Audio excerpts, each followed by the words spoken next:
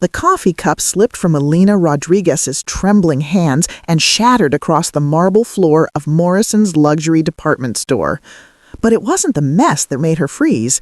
It was the man standing in front of her, the same man she'd given her last $5 to 3 weeks ago when he was sitting homeless on the corner of 5th and Madison, the same man whose eyes had held such desperate gratitude, the same man who was now wearing a $10,000 suit and introducing himself as Daniel Ashford Morrison, owner of everything she could see, including her job, including her future. And right now, standing in a puddle of spilled coffee, surrounded by security guards and executives, Elena realized that one small act of kindness was about to flip her entire world upside down, but not in the way she ever imagined.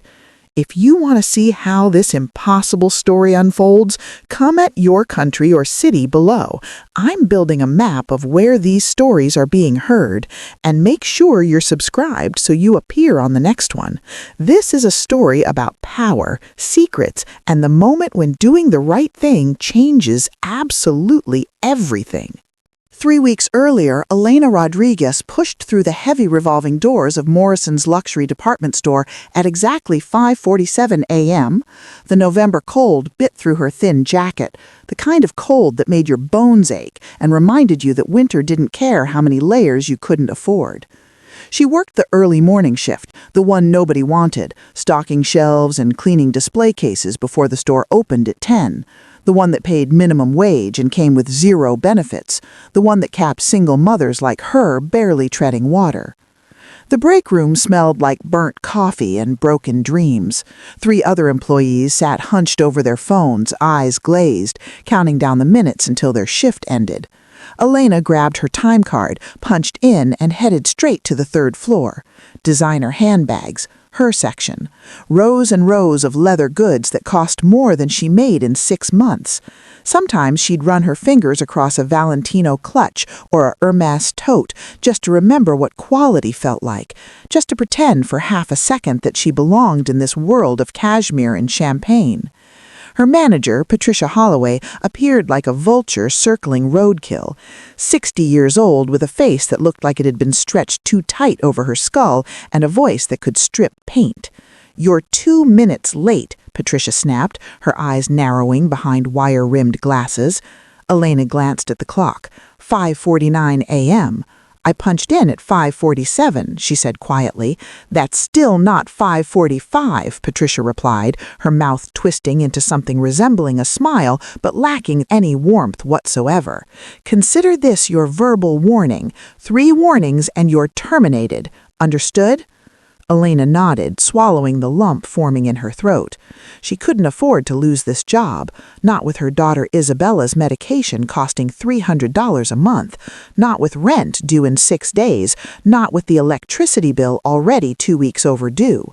She grabbed her cleaning supplies and got to work, polishing glass cases until they gleamed like mirrors, straightening handbags that rich women would browse through without even glancing at the price tags. This was her life now, invisible, expendable, one mistake away from disaster. Lunch break came at noon. Elena had packed a peanut butter sandwich and an apple, the same thing she'd eaten for the past 2 weeks. She sat alone on a bench outside the employee entrance, watching the city rush past her like she wasn't even there. Businessmen in sharp suits, women in designer coats, everyone moving with purpose, with direction, with somewhere important to be. And then she saw him, an older man, maybe 65, sitting against a brick wall about 20 feet away. His clothes were torn and filthy, his face weathered and gaunt, his hands trembling as he held a cardboard sign that read, "Hungry, anything helps, God bless." Elena looked at her sandwich, looked at the man, looked back at her sandwich. Her stomach growled. She hadn't eaten breakfast. Dinner last night had been instant ramen. But something about the way he sat there, shoulders slumped, eyes distant, made her chest tighten. She walked over slowly, crouched down beside him. "Sir," she said softly. He looked up, startled, as if he hadn't expected anyone to acknowledge his existence. His eyes were a startling shade of blue, clear and sharp despite the dirt smudged across his face. "I don't have much," Elena continued, "but you look like you could use this more than me." She handed him the sandwich and the apple. His hands shook as he took them, his eyes filling with tears. "Thank you," he whispered, his voice cracking. "God bless you, miss. You didn't have to do that." Elena smiled, the first genuine smile she'd managed in days. "We all need a little kindness sometimes," she said. Then she reached into her pocket and pulled out the $5 bill she'd been saving for Isabella's school lunch tomorrow. "Here," she added, pressing it into his palm, "get yourself something warm to drink." The man stared at the money like she'd just handed him a winning lottery ticket. His lips trembled. "What's your name?" he asked. "Elena," she replied. "Elena Rodriguez." He nodded slowly, as if committing it to memory. "Thank you, Elena Rodriguez. You have a kind heart. In a world like this, that's rarer than gold." She stood up, brushing off her knees, and glanced at her watch. Break was almost over. "Take care of yourself," she said. The man watched her walk away, his eyes following her until she disappeared back through the employee entrance. What Elena didn't know was that the man wasn't homeless. What Elena didn't know was that his name was Daniel Ashford Morrison. What Elena didn't know was that he was the founder and CEO of Morrison Enterprises, a conglomerate worth $14 billion. And what Elena definitely didn't know was that for the past 3 weeks, he'd been living undercover on the streets as part of a personal experiment to understand the lives of the people society had forgotten. She also didn't know that her small act of kindness had just set into motion a series of events that would change her life forever. That night, Elena Rodriguez sat at her tiny kitchen table in the cramped one-bedroom apartment she shared with her 7-year-old daughter. The walls were thin enough to hear the couple next door arguing. The heater coughed and sputtered, barely keeping the cold at bay. Isabella sat across from her, coloring in a worn-out coloring book with crayons that had been sharpened down to stubs. "Mama," Isabella said, not looking up from her drawing, "why don't we ever eat the good food? You know, like the kind they show on TV." Elena's throat tightened. "Because the good food costs money, baby, and right now we have to be smart with what we have. But that doesn't mean we're not eating good food. This mac and cheese is delicious, isn't it?" Isabella nodded, but Elena could see the doubt in her daughter's eyes. The realization, even at 7 years old, that they were different. That while other kids had birthday parties at fancy restaurants and wore brand new clothes, Isabella got hand-me-downs from the thrift store and birthday cakes from the discount grocery outlet. After Isabella went to bed, Elena sat alone in the dark, staring at the stack of bills on the table. Rent, $1,200. Electricity, $180. Isabella's medication, $300. Groceries, $400 if they were lucky. Her paycheck covered rent and barely half the rest. She'd already maxed out the one credit card she had, already borrowed money from her sister twice this year, already skipped meals more times than she could count. The weight of it all pressed down on her chest like a boulder.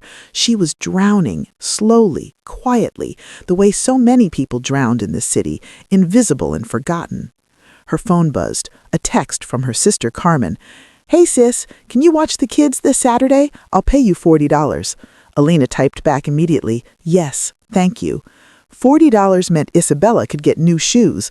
The ones she had now had holes in the soles, and Elena had been stuffing cardboard inside them to keep her feet dry.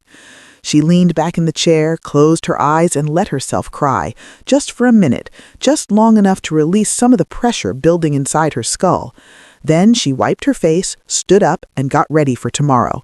Because that's what you did. You kept going, even when every part of you wanted to give up. The next morning, Elena arrived at Morrison's at 5:43 a.m., 2 minutes early. Patricia was already there, clipboard in hand, mouth set in a permanent scowl. "Elena, we need to talk," Patricia said, gesturing toward the break room. Elena followed, her stomach dropping. Inside, 2 other managers sat at the table, Frank Holloway, Patricia's husband, who ran the men's department, and Veronica Steele, the assistant store director, a woman in her 40s who wore too much perfume and treated employees like disposable napkins. "Sit down," Veronica said, her voice flat. Elena sat.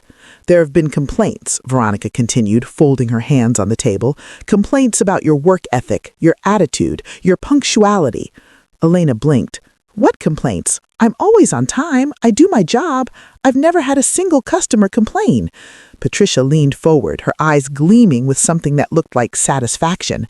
You were seen yesterday during your lunch break engaging with a homeless person. That kind of behavior reflects poorly on this establishment. We can't have our employees associating with that element. Elena stared at her, disbelief washing over her like ice water. I gave someone food during my break, my own food, on my own time. Veronica's expression didn't change. It doesn't matter. You represent this brand even off the clock. Consider this your second warning. One more and you're terminated. Do you understand?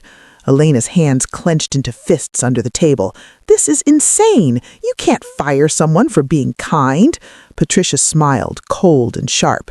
We can fire you for any reason we want, dear. This is an at-will employment state. So unless you want to be unemployed by the end of the day, I suggest you adjust your attitude. Elena left the break room shaking with rage and humiliation. She spent the rest of her shift scrubbing floors and restocking shelves, her mind spinning. This wasn't fair. This wasn't right. But what could she do? She had no savings, no safety net, no options. At the end of her shift, she clocked out, grabbed her coat, and stepped outside into the cold. And there he was again, the man from yesterday, sitting in the same spot, holding the same sign. But this time, when their eyes met, he stood up and walked towards her. "Elena," he said, his voice steady and clear. She froze. "How do you know my name?" "I told you yesterday, remember?" He smiled, and for the first time, he noticed how clean his teeth were, how straight his posture was despite the torn clothes. "I wanted to thank you again," he continued. "What you did yesterday meant more to me than you could possibly know." Elena shook her head. "It was just a sandwich." "It was more than that," he said quietly. "It was proof that kindness still exists, that people still care." She didn't know what to say, so she just nodded. "Listen," he continued, reaching into his coat pocket, "I know this might sound strange, but I want to give you something." He pulled out a small white business card and handed it to her. Elena looked down at it. The card was blank except for a phone number written in neat black ink. "If you ever need anything," he said, "call this number. I mean it, anything at all." Elena stared at the card, confused. "Why would you do that?" "Because," he said, his blue eyes locking onto hers, "sometimes the universe puts people in our path for a reason, and I believe you're in mine for a very important one." Before she could respond, he turned and walked away, disappearing into the crowd of commuters flooding the sidewalk. Elena stood there for a long moment, clutching the card, her mind racing. Who was this man? Why did he care so much about a sandwich? She shoved the card into her pocket and headed toward the subway station. She had to pick up Isabella from her sister's house, make dinner, help with homework, and somehow find the energy to do it all over again tomorrow. She didn't have time to think about strange men and cryptic business cards, but deep down, something told her that card was going to matter. She just didn't know how much. Not yet. 2 days later, everything fell apart. Elena arrived at work to find Patricia waiting for her at the entrance, arms crossed, face set in stone. "You're late," Patricia said. Elena glanced at her phone. 5:46 a.m. "I'm 1 minute late." "That's your third strike," Patricia said, her voice dripping with satisfaction. "You're terminated, effective immediately. Security will escort you out." Elena's heart stopped. "Wait, no, you can't do this. I have a daughter. I need this job." "Should have thought about that before you embarrassed this company," Patricia replied. "Now leave before I have you removed." 2 security guards appeared, flanking Elena like she was a criminal. She felt her face burn with shame as they walked her through the store, past coworkers who looked away, past customers who whispered and pointed. When they reached the street, one guard handed her a box with her few personal belongings and a final paycheck. Elena stood on the sidewalk, the cold wind cutting through her jacket, the box trembling in her hands. She'd just lost everything. Rent was due in 4 days. Isabella's medication was running out. The electricity bill was already overdue. She had $63 in her bank account and no prospects. She walked for hours, her mind numb, her body moving on autopilot. By the time she made it back to her apartment, the sun was setting. Carmen was inside with Isabella, making grilled cheese sandwiches. One look at Elena's face and Carmen knew. "Oh no," Carmen whispered. "What happened?" "I got fired," Elena said, her voice hollow, "for being 1 minute late." Carmen pulled her into a hug, and Elena finally broke down, sobbing into her sister's shoulder, while Isabella watched with wide, frightened eyes. That night, after Carmen left and Isabella was asleep, Elena sat at the kitchen table staring at the bills. She did the math in her head. Even if she found another job tomorrow, which was unlikely, she wouldn't get paid for at least 2 weeks. She was going to lose the apartment. She was going to lose everything. Her eyes drifted to her coat hanging by the door. The business card. She pulled it out, stared at the number. The man's words echoed in her mind. "If you ever need anything, call this number." She picked up her phone, hesitated. This was insane. He was probably just some delusional homeless man. But what choice did she have? She dialed the number. It rang once, twice, then a smooth, professional voice answered. "Morrison Enterprises, how may I direct your call?" Elena's breath caught. Morrison Enterprises? The billion-dollar conglomerate? She stammered. "I'm looking for someone. A man. He gave me this number." "What's his name, ma'am?" "I don't know," she admitted. "He didn't tell me, but he told me to call if I needed help." There was a pause. Then the voice said, "Hold, please." Classical music played for exactly 30 seconds. Then a different voice came on. Deep, warm, achingly familiar. "Hello, Elena. It's Daniel." If you're loving this story so far, do me a favor, hit that like button, drop a comment below telling me what you think is going to happen next, and don't forget to subscribe so you don't miss what comes after this, because trust me, you're not ready for the next part. Now, let's continue. Elena's hand gripped the phone so tight her knuckles turned white. "Daniel?" she whispered. "The homeless man?" A soft chuckle came through the line. "Not quite homeless," he replied. "My name is Daniel Ashford Morrison. I'm the founder and CEO of Morrison Enterprises. For the past month, I've been living undercover on the streets to better understand the struggles of those society overlooks. And 3 days ago, you gave me your lunch and $5 you probably couldn't afford to spare. That act of kindness is why I'm calling you back right now." Elena's mind reeled. She sank into the kitchen chair, her legs unable to hold her weight. "You're the CEO of Morrison Enterprises? The same company that owns the store I just got fired from?"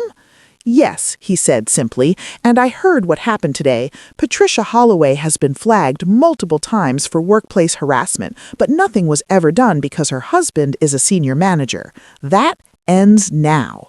Elena felt tears streaming down her face. "I don't understand. Why would you help me?" "Because," Daniel said, his voice gentle, "the world is full of people who have power and refuse to use it for good. I've spent my entire career building wealth, but I've forgotten what it means to truly see people, to understand their struggles. You reminded me of that, Elena, and now I want to return the favor. But here's the thing. I'm not just going to hand you money. That's not how lasting change happens. I'm going to offer you something better, a real opportunity, if you're willing to take it." "What kind of opportunity?" Elena asked, her voice shaking. "Come to my office tomorrow morning at 9 a.m. Dress however you're comfortable. Bring your daughter if you need to. We'll talk about your future. And Elena?" "Yes?" "Bring that fighting spirit I saw in you when you stood up to those managers. You're going to need it." He gave her the address and hung up. Elena sat in the dark, staring at her phone, wondering if she'd just imagined the entire conversation. But the address was real, the name was real, and tomorrow morning she was going to find out if this impossible story had a chance of becoming something real, too. The Morrison Enterprises headquarters sat in the heart of downtown like a glass and steel cathedral to American capitalism. 74 stories of reflective windows that seemed to pierce the sky itself. Elena stood on the sidewalk across the street, Isabella's small hand clutched in hers, staring up at the building with a mixture of awe and terror. "This can't be real," she whispered. "Mama," Isabella said, tugging her sleeve, "that building is so tall. Does heaven live up there?" Elena squeezed her daughter's hand. "I don't know, baby, but we're about to find out." They crossed the street and pushed through the revolving doors into a lobby that looked like it belonged in a museum. Marble floors polished to a mirror shine, a waterfall cascading down one wall, security guards in crisp uniforms, a reception desk that curved like a spaceship. Elena approached the desk, her second-hand coat suddenly feeling threadbare and shabby. She cleared her throat. "I have an appointment with Mr. Morrison." The receptionist, a young woman with perfect makeup and a voice like honey, looked up. "Name, please?" "Elena Rodriguez." The woman typed something into her computer, then her eyebrows rose slightly. Her professional smile grew warmer. "Of course, Ms. Rodriguez. Mr. Morrison is expecting you. Rebecca will escort you up." A tall woman in a charcoal suit appeared, her expression friendly but efficient. "Ms. Rodriguez, this way, please." They stepped into a private elevator. Rebecca pressed a button marked 74, Executive Suite. The doors closed and the elevator shot upward so smoothly Elena barely felt the movement. Isabella pressed her nose against the glass wall, watching the city shrink beneath them. When the doors opened, Elena stepped into a space that redefined luxury.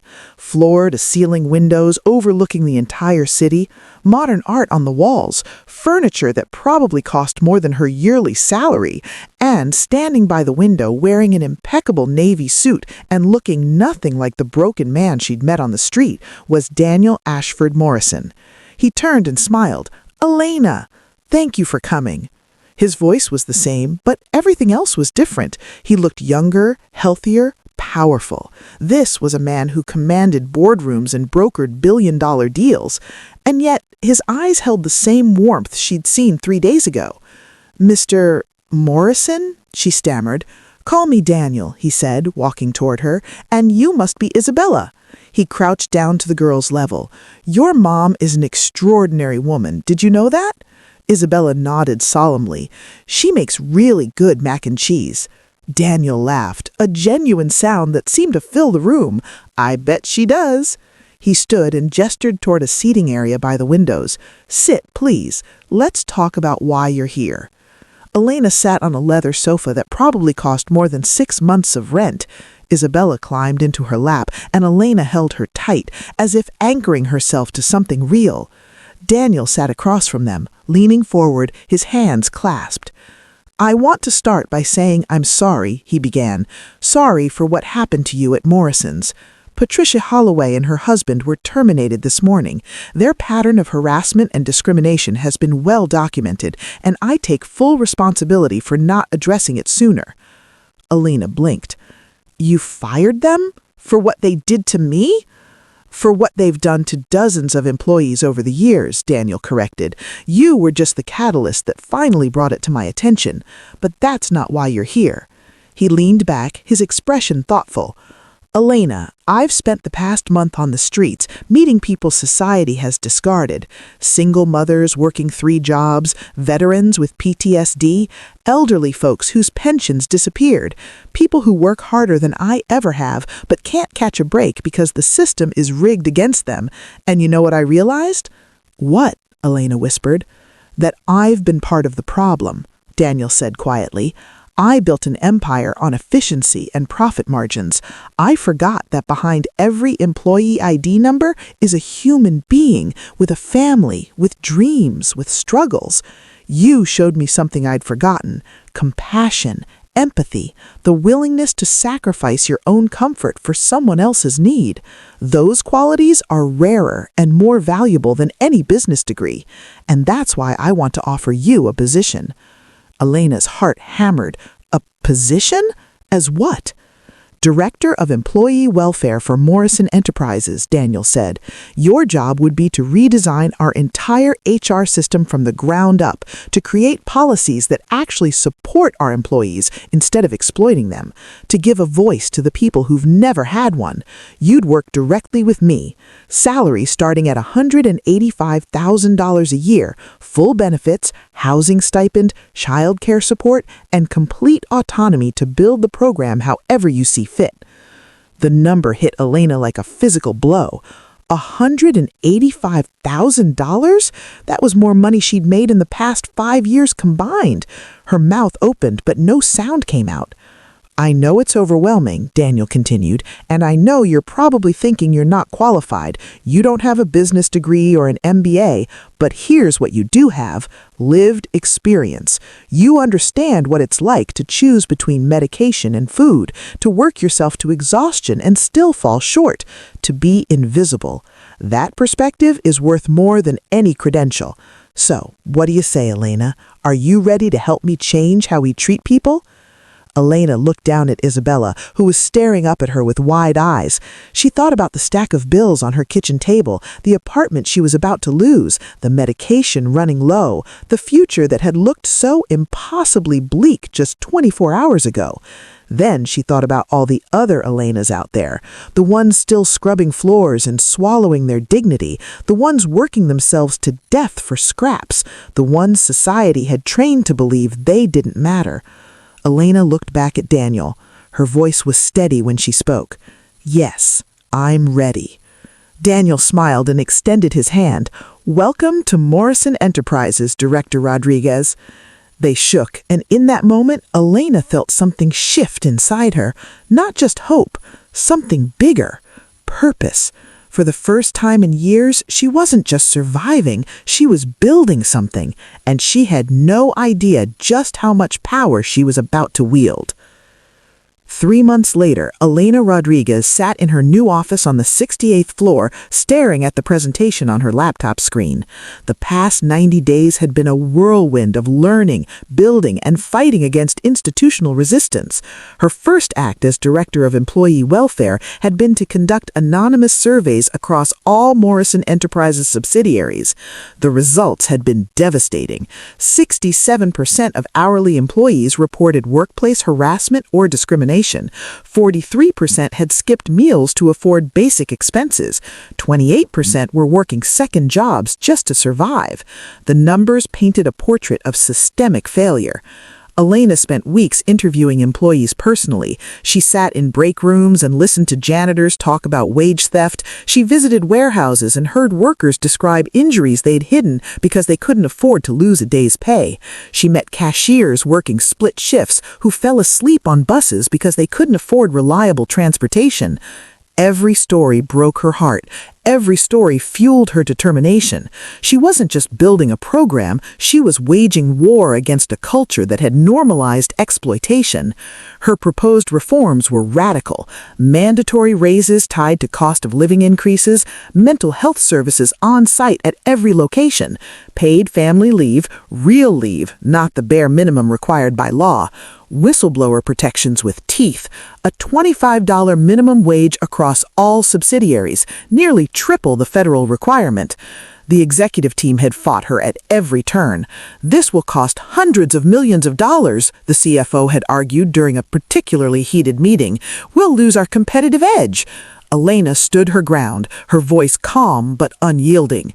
If our competitive edge depends on exploiting vulnerable people, then we don't deserve to compete. Daniel had backed her completely. Every time the board pushed back, he reminded them of the company's new mission statement, the one he'd unveiled the day Elena started.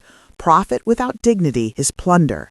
The executives had grumbled, but they'd complied. They had no choice. Daniel controlled the majority voting share. What he wanted happened, and what he wanted was to prove that a company could be both profitable and humane.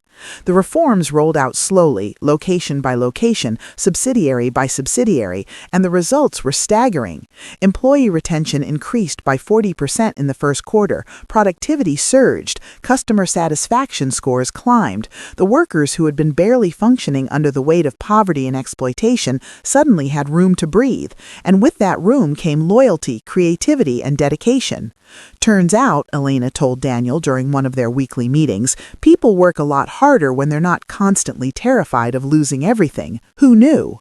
Daniel had laughed, but there was pride in his eyes. You're changing the world, Elena, one policy at a time. But not everyone was happy about the changes. Veronica Steele, the former assistant store director who'd issued Elena's final warning, had been quietly building a coalition of disgruntled executives who viewed the reforms as an attack on their authority. They called themselves the Shareholders Committee, though they had no official standing. They whispered in boardrooms and sent anonymous complaints to the SEC, alleging financial mismanagement. They leaked carefully edited stories to business journalists, painting Elena as an unqualified radical who was destroying a once great company from within.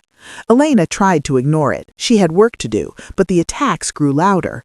One night she was leaving the office late when she found a note taped to her car windshield. "You don't belong here. Go back where you came from." The words were scrawled in red ink, angry and jagged. Elena crumpled the note and threw it in the trash, but her hands shook as she drove home. Isabella was at Carmen's house, thank God. Elena didn't want her daughter to see her like this, scared and doubting herself. She parked outside her new apartment, a spacious two-bedroom in a safe neighborhood with good schools, and sat in the dark wondering if she'd made a terrible mistake. Her phone rang. "Daniel, you okay?" he asked. "How did you know?" Elena replied, her voice tight. "Because I just got an anonymous email with a photo of you finding that note," he said grimly. "Someone's watching you, Elena. This is escalating. I'm assigning you a security detail." "No," Elena protested. "I don't want to live like that." "Too late," Daniel said firmly. "Your safety is non-negotiable. And Elena, these people are scared because you're winning. When the old guard starts attacking you personally, it means they've already lost the argument. Just hold on a little longer." She hung up and leaned her head against the steering wheel. She thought about that morning 3 months ago when she'd given Daniel a sandwich, how simple her problems had seemed then, how impossible this moment would have felt. But she also thought about the thank you emails that poured into her inbox every day from employees whose lives had been transformed. Single parents who could finally afford childcare, workers who'd gotten their first paid sick day in years, people who'd been invisible suddenly feeling seen. That was why she was doing this, and no amount of threatening notes or boardroom sabotage was going to make her quit. Not now, not ever. The next morning, Elena walked into her office to find Daniel waiting. His expression was grim. "We have a problem," he said, gesturing to the conference table where 3 lawyers sat surrounded by stacks of documents. "The Shareholders Committee filed a lawsuit yesterday. They're alleging that your reforms constitute financial malfeasance and demanding your immediate termination." Elena's stomach dropped. "Can they do that?" "Technically, yes," one of the lawyers said. "They're claiming your lack of formal credentials makes you unqualified for the role and that Daniel bypassed proper hiring procedures. It's a reach, but they have enough board support to force a hearing." "When?" Elena asked. 2 weeks, the lawyer replied. "You'll need to defend your entire program in front of an independent arbitration panel. If they rule against you, you're out, and potentially so are the reforms." Elena looked at Daniel. "What do I do?" "You fight," he said simply. "You show them exactly why you're the most qualified person for this job. You show them the data, the results, the human impact, and you remind them that this company belongs to the people who build it, not the executives who exploit it. I'll be right beside you the entire time." Elena nodded, her jaw set. "Okay, let's do this." The next 2 weeks were brutal. Elena worked 18-hour days, compiling reports, preparing testimony, gathering evidence. She brought in employees to speak on video about how the reforms had changed their lives. She crunched numbers to prove the financial sustainability of the programs. She practiced her presentation until she could deliver it in her sleep. The night before the hearing, she barely slept, and when morning came, she put on her best suit, kissed Isabella goodbye, and walked into the conference room ready for war. The arbitration panel consisted of 3 stern-faced attorneys who looked like they'd been carved from granite. The Shareholders Committee sat on one side, led by Veronica Steele, who shot Elena a venomous glare. Daniel sat beside Elena, calm and composed. The lead panelist cleared his throat. "Ms. Rodriguez, you've been accused of implementing financially reckless policies without proper qualifications. You have 60 minutes to present your defense." Elena stood, her heart pounding, and began to speak. And for the next hour, she didn't just defend her program, she eviscerated every argument against it. She showed them spreadsheets proving increased profitability. She played video testimonials from employees. She quoted studies on the economic benefits of living wages. And then she did something no one expected. She told her own story. 3 months ago, she said, her voice steady, I was fired for being 1 minute late. I had $63 in my bank account and a daughter who needed medication I couldn't afford. I was invisible, disposable, just like the thousands of people working for this company who are one bad day away from losing everything.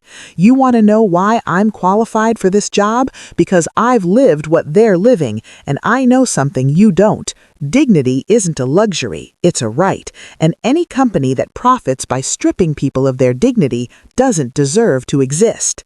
The room was silent. Even Veronica looked shaken. Elena sat down. The panel deliberated for 45 minutes. When they returned, the lead panelist looked directly at Elena. Miss Rodriguez, this panel finds that your reforms are not only financially sound, but represent a best practice model that should be adopted industry-wide. Your employment is upheld, and the Shareholders Committee's lawsuit is dismissed with prejudice. Furthermore, we recommend that Morrison Enterprises make your position permanent and expand its scope company-wide. Elena exhaled, her entire body sagging with relief. Daniel squeezed her hand. Veronica stormed out without a word. And just like that, the war was over. Elena had won, but more importantly, the employees had won. As news of the ruling spread, emails and messages flooded in from workers across the company. Thank you. You saved my job. You saved my family. You gave me hope. Elena read every single one, tears streaming down her face. She'd started this journey with nothing but a sandwich and $5, and somehow, impossibly, she'd changed the world. 6 months after the hearing, Elena stood on a stage at the National Labor Conference in Washington, D.C. The auditorium was packed with union leaders, policy advocates, and corporate executives. She was the keynote speaker. The girl who'd been fired for being 1 minute late was now one of the most influential voices in labor reform. As she stepped up to the microphone, she thought about how far she'd come, how impossible this moment would have felt a year ago, how many times she'd wanted to give up, but she hadn't, and now she had a platform to make sure no one else had to suffer the way she had. My name is Elena Rodriguez, she began, and I used to be invisible. The room fell silent. She told them her story, every painful detail, the eviction notices, the skipped meals, the shame of being treated like she didn't matter. And then she told them about the sandwich, about Daniel, about the fight to build something better. People aren't just labor, she said, her voice ringing across the auditorium. They're not just assets on a spreadsheet or costs to be minimized. They're human beings with dignity and worth. And when we treat them that way, everyone wins, not just morally, financially. Companies that invest in their people see higher productivity, lower turnover, and stronger profits. Compassion isn't charity, it's smart business. The applause was deafening. Afterwards, executives lined up to ask her to consult for their companies. Universities invited her to lecture. News outlets requested interviews. Elena did it all, but she never forgot where she came from. She never forgot the women scrubbing floors at midnight or the single fathers working double shifts. She carried their stories with her everywhere, and she made damn sure the world heard them. 3 years later, Elena's reforms had been adopted by 47 major corporations. Living wage policies were spreading across industries. Employee welfare programs were becoming standard practice. The culture was changing, slowly but undeniably. Daniel retired from Morrison Enterprises and handed the CEO position to Elena.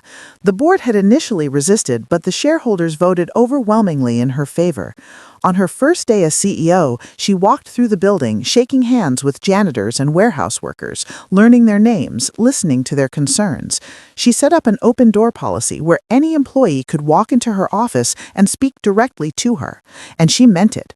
Some days her schedule was overrun with conversations that had nothing to do with profit margins or quarterly reports.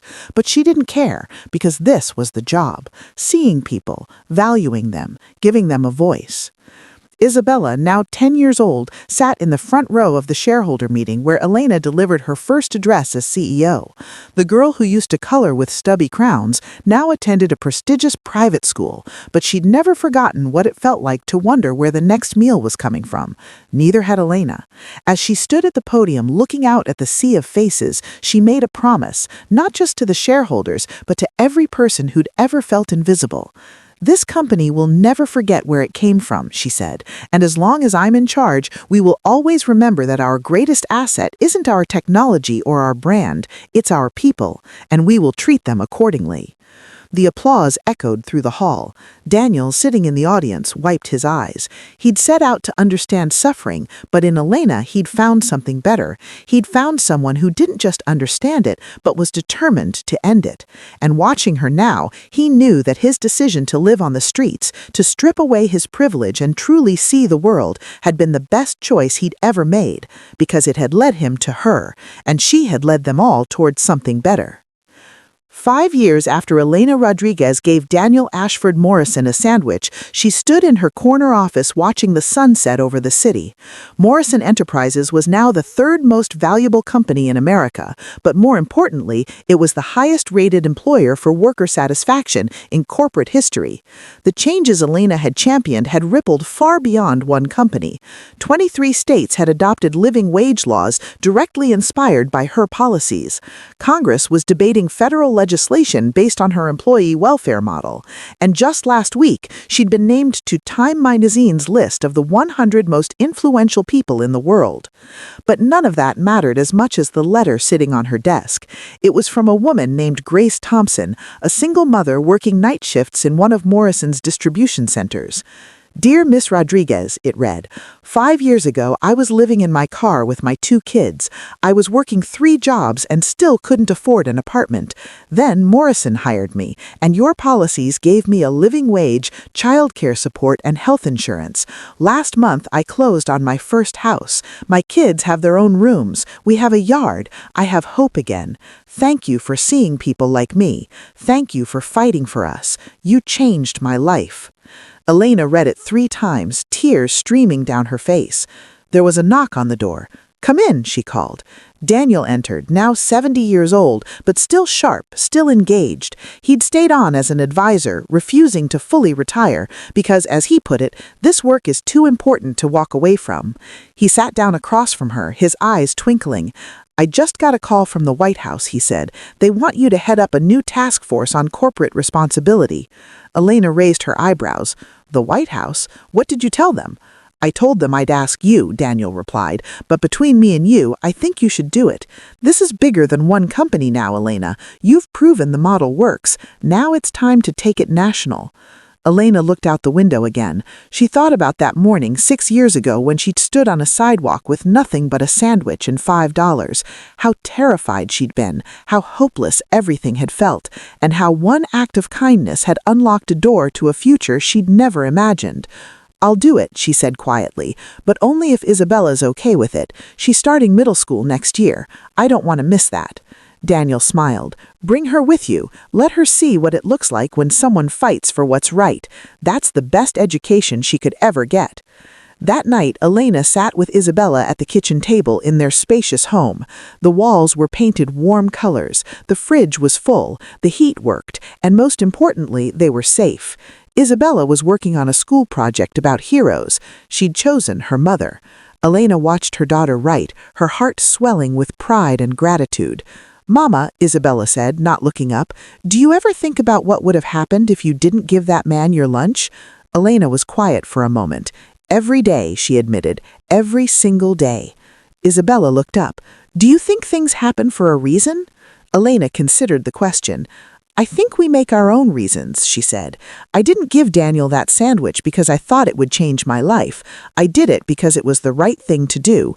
And yeah, it led to all of this. But the lesson isn't that kindness gets rewarded. The lesson is that kindness matters. Whether anyone ever knows about it or not, whether it leads to anything or not, we're supposed to take care of each other. That's what makes us human."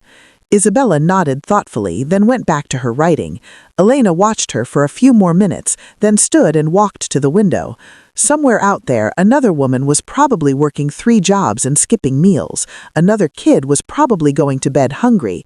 Another family was probably one emergency away from disaster.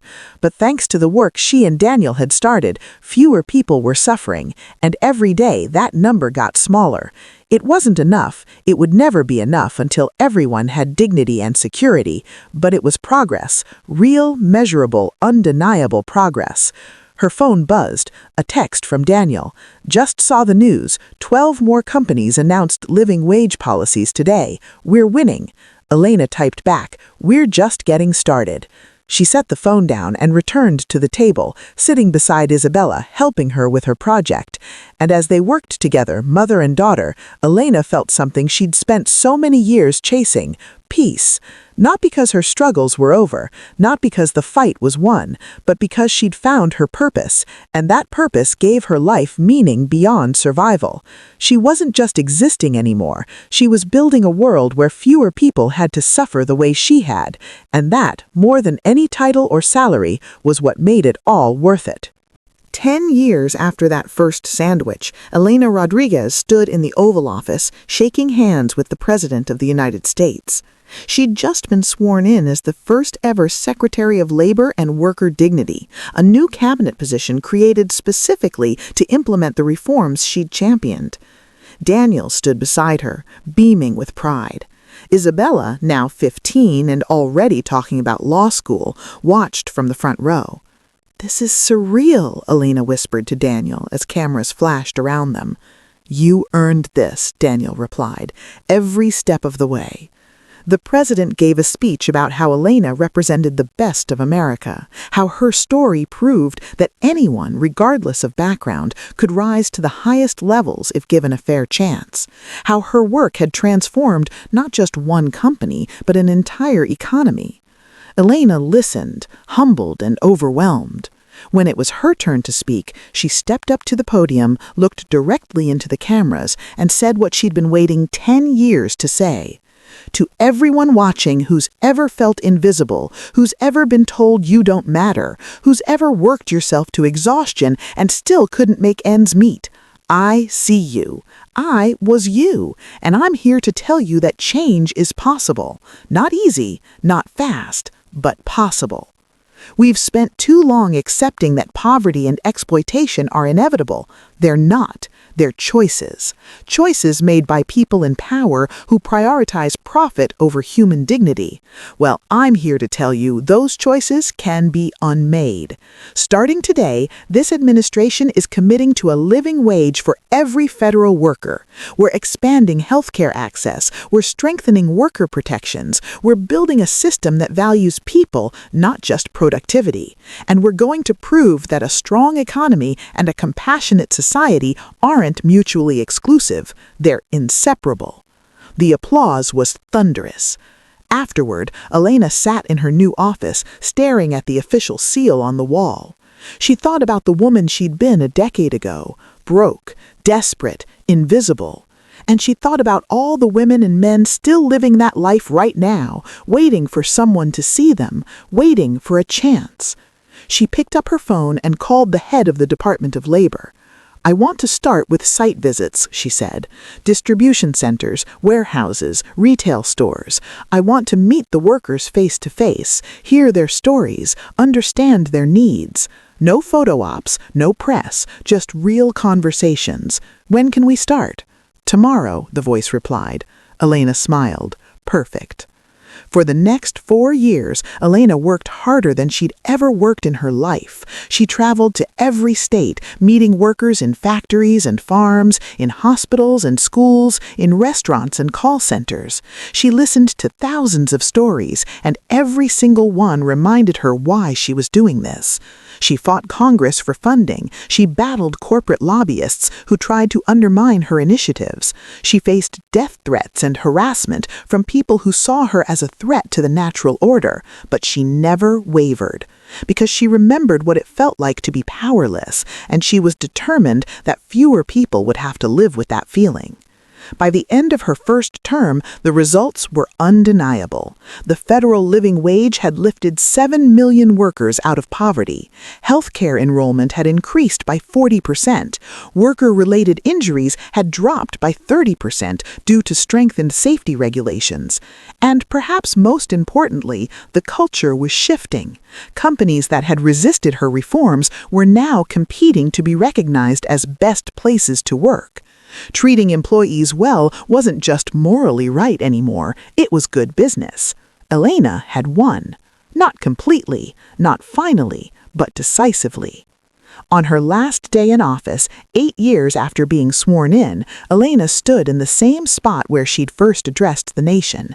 She was 52 years old now. Her hair had streaks of gray. Her face carried lines that hadn't been there before.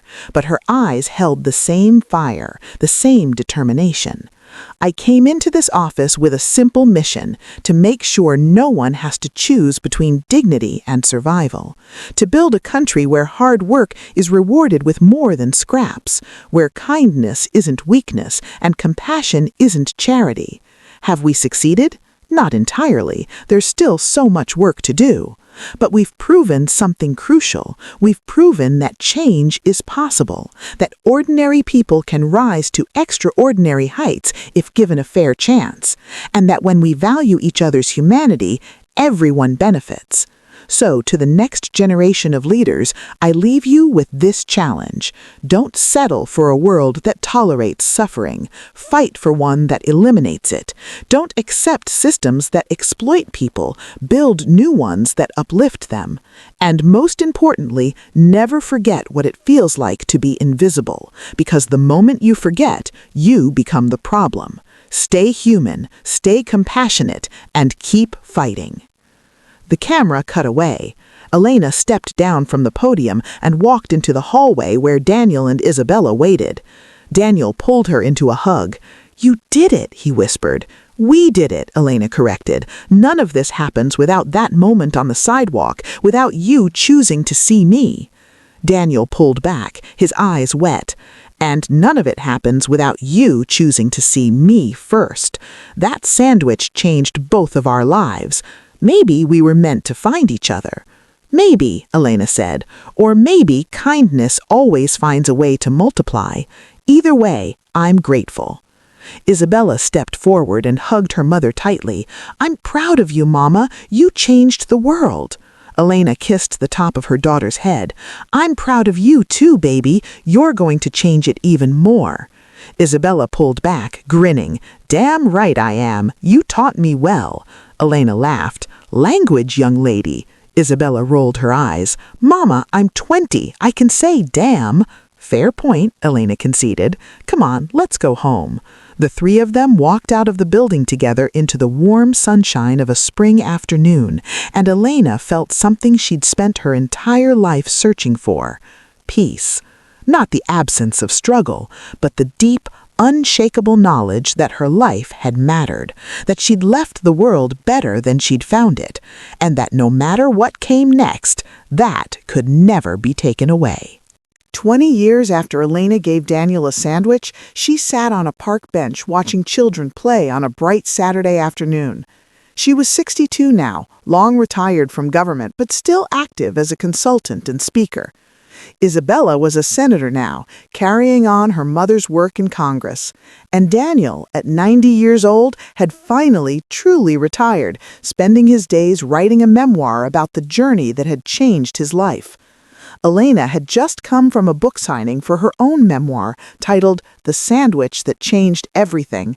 It had been a bestseller, and the proceeds went entirely to a foundation she'd created to support single parents. A young woman approached her, nervous and hopeful. "Ms. Rodriguez?" she asked. Elena looked up. "Yes?" "I just wanted to thank you," the woman said, her voice shaking slightly. 5 years ago, I was sleeping in my car with my baby. I got a job at a Morrison facility, and your policies gave me a chance to rebuild my life. I have an apartment now, my daughter is in preschool, I'm taking classes online, and it's all because you fought for people like me. So thank you for seeing us." Elena stood and pulled the woman into a hug. "What's your name?" "Maria," the woman replied. "Well, Maria," Elena said, "you didn't rebuild your life because of me. You did it because you're strong and determined. I just helped remove some of the obstacles. Don't ever forget that. You're the hero of your own story." Maria wiped her eyes, nodded, and walked away. Elena sat back down, watching her go. These moments still happened regularly, strangers approaching her to share how her work had impacted them, and every single time it reminded her why she'd fought so hard for so long. Her phone rang. "Daniel." "Did you see the news?" he asked, excitement in his elderly voice. "What news?" "The UN just announced a global labor rights initiative based on your model. 47 countries signed on. Elena, your work is going worldwide." Elena felt tears prick her eyes. She'd never imagined this, never dreamed that a sandwich and $5 could lead to something this vast, this transformative. "We did it, Daniel," she whispered. "We actually did it." "No," Daniel replied gently. "You did it. I just opened the door. You walked through it and changed the world." That night, Elena sat in her living room, surrounded by photos from her life. Her and Isabella at her college graduation. Her and Daniel at the White House. Her speaking at the UN. Her meeting with workers in factories and farms. Every image told a story of struggle, perseverance, and triumph.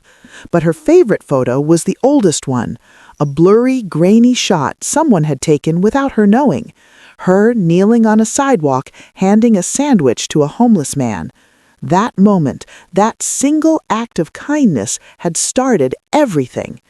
She thought about the woman she'd been that day, broken, hopeless, barely surviving. And she thought about how impossible it would have seemed that 20 years later she'd have transformed labor rights across the entire planet. Life was strange like that. You never knew which small choice would end up mattering most, which random act of kindness would ripple out into something extraordinary. All you could do was keep showing up, keep choosing compassion, keep fighting for what was right, and trust that somehow, some way, it would matter. Elena stood, walked to the window, and looked out at the city lights. Somewhere out there, someone was probably having their worst day of their life. Somewhere, someone was choosing between food and medicine. Somewhere, someone felt invisible and forgotten. But thanks to the work she and Daniel had started, fewer people were suffering, and that number kept shrinking every single day. It wasn't enough. It would never be enough until everyone had dignity and security. But it was progress, real, undeniable, beautiful progress, and that was worth everything. She picked up her phone and texted Isabella. "Proud of you, baby. Keep fighting." A moment later, the response came back. "Always, Mama. You taught me well." Elena smiled, set the phone down, and went to bed. Tomorrow, she had a speech at a university. Next week, a meeting with the foundation board. Next month, a trip to Kenya to consult on their new labor policies. The work never ended, but she wouldn't have it any other way, because this was her purpose, her calling, her reason for being, and she would keep fighting until her last breath to make sure that no one ever had to feel as invisible as she once had. The world had changed, and it all started with a sandwich. If this story moved you, if it made you think, if it reminded you that kindness matters more than we often realize, please hit that like button, leave a comment sharing your thoughts, and subscribe to this channel, because stories like this are why we're here, to remind each other that we're not alone, that change is possible, and that sometimes the smallest acts of compassion can change absolutely everything. Thank you for watching, and remember, you never know how much your kindness might matter to someone else. So keep showing up, keep being human, keep fighting for what's right. The world needs more people like Elena, more people like you.